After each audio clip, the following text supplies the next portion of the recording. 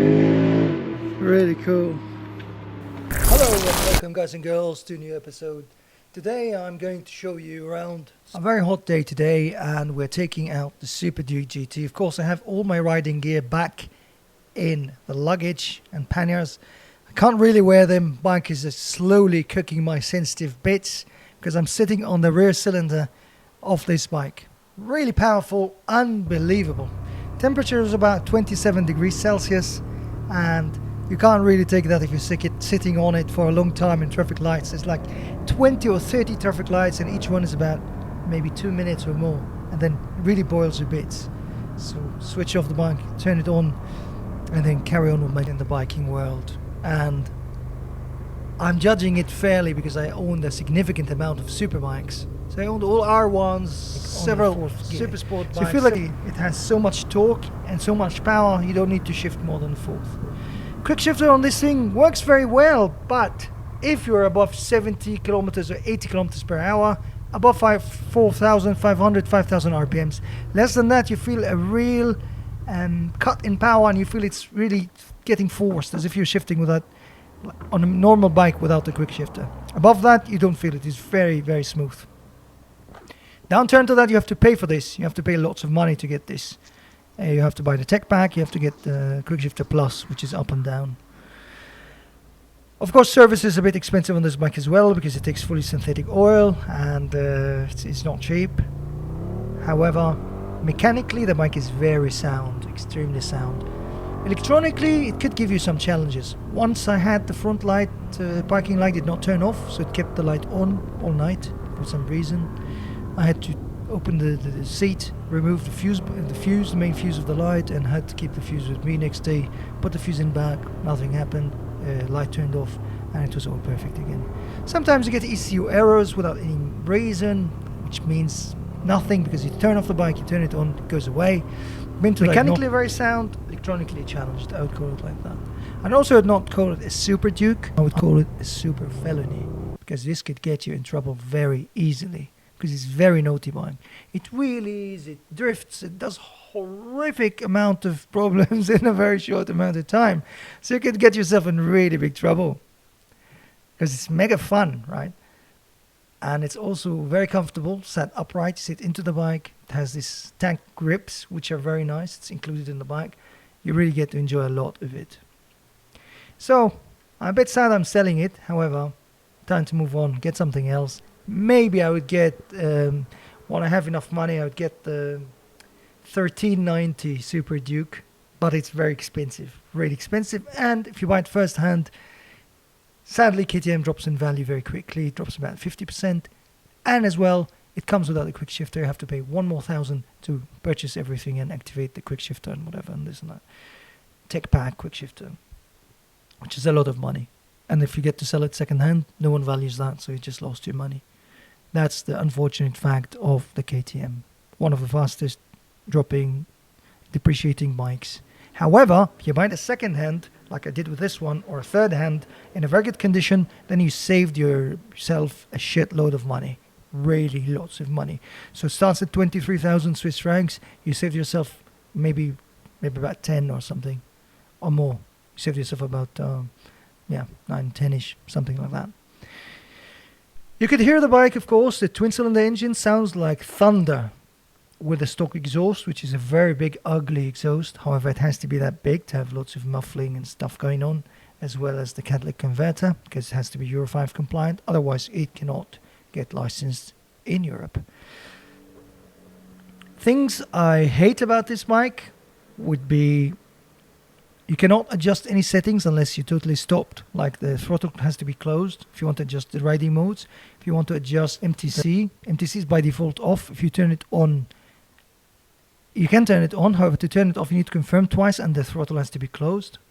If you turn the bike off and turn it on again, MTC comes on because it really saves your life, MTC. Otherwise, the bike wheelies. You see here an example. You could get in trouble. The wheel spins very fast.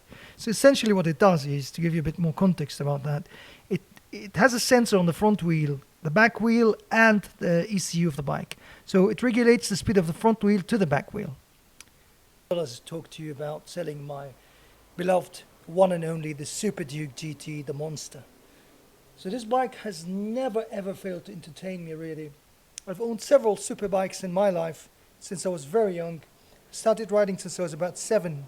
Very little bikes, as my father was a bike collector, until I'm now quite an old man. However, this SUPERDUKE GT has given me really everything.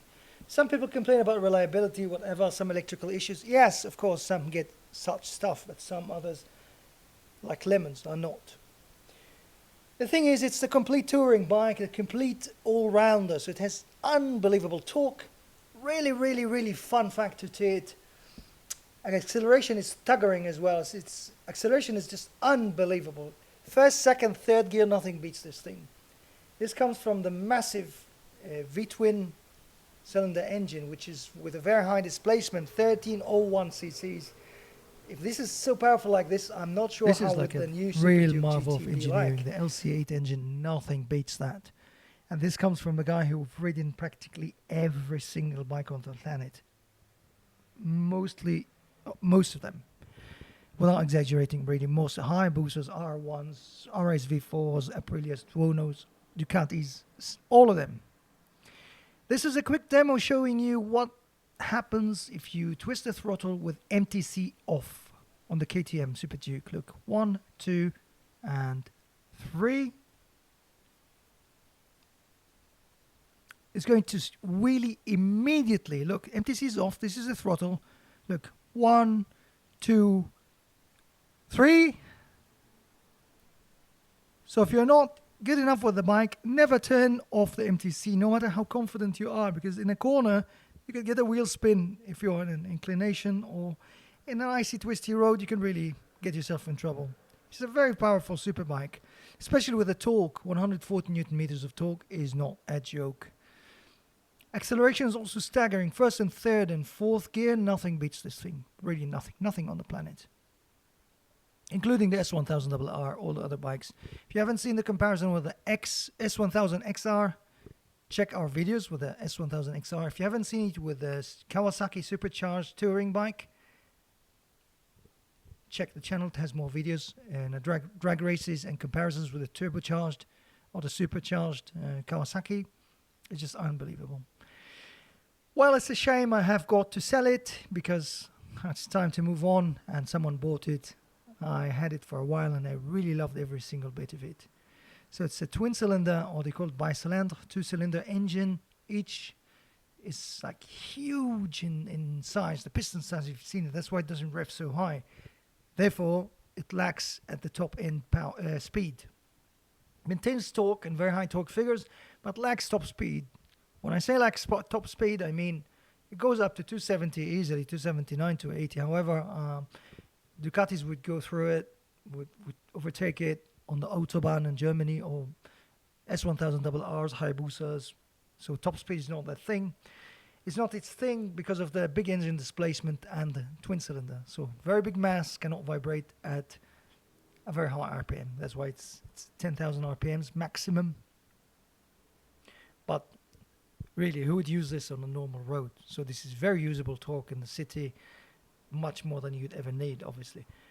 But if you want to get naughty, driving in the twisties, in corners, you don't really have to shift down. Like second, third, you can go anywhere you want.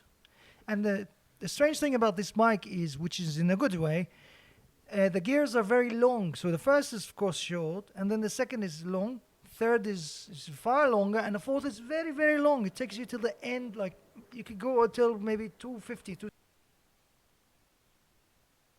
For a bike, you could have it on, and you could adjust the wheelie percentage, the angle of wheelie. And this one you can't, unless you pay for extra fees and update and do a flash. I don't need that. I know if I want to really know how much I would really. I don't advise you to do that. It's bad for the suspension, bad for the front end of the bike, and lots of parts on the bike could be like plastic bits, could be like shaken or whatever.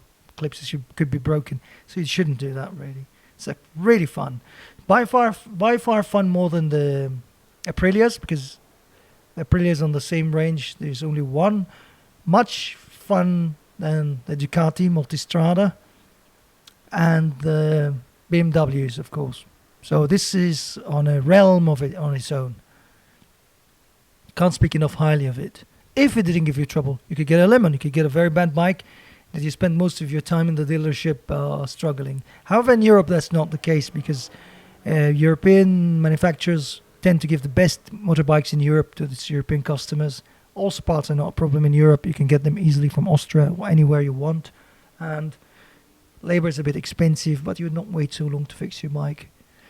Bike seat feels like sat very high compared to the S1000 XR. This is a bit more comfortable. Seat is far bigger, and it is faster than the XR. If you haven't seen the race comparison, go on the channel, you would see it. However, at certain speeds, above certain speed, this bike vibrates in a very annoying way. So because of the twin cylinder nature and the size of the engine. So get the mirrors can become completely useless after a certain speed, far above the legal speeds, of course. Gets completely useless. The comfort is not there. It's just you shake. You feel it vibrates in a way that it gives you a mini concussion. The S1000 XR is not like that, and the other inline 4 is, of course, much more smooth. So this is one thing to consider. When the twisties, look how it feels like. Unbelievable. Very fun. You rarely have to shift. Rarely. It could be on second, on third, whatever it is. Just takes the corner and exits the corner without any problem. I hope you guys liked this video. If you have liked it, please share, like, and subscribe. And it helps me a lot to post more videos and to get the latest and greatest bikes to show you around, get the cameras, charge the batteries, and what have you, edit the things. It's really expensive to have all this equipment on. So support me by your likes and shares, and I will get you the latest and greatest bikes in the world. I would also be giving a massive big giveaways. I have lots of things I would want to give away to one of our lucky channel subscribers. So please stay tuned and watch out for any competitions or giveaways. Like and share and comment, and stay tuned for more. Drive safe, everyone, and have a good one. Enjoy the early springtime.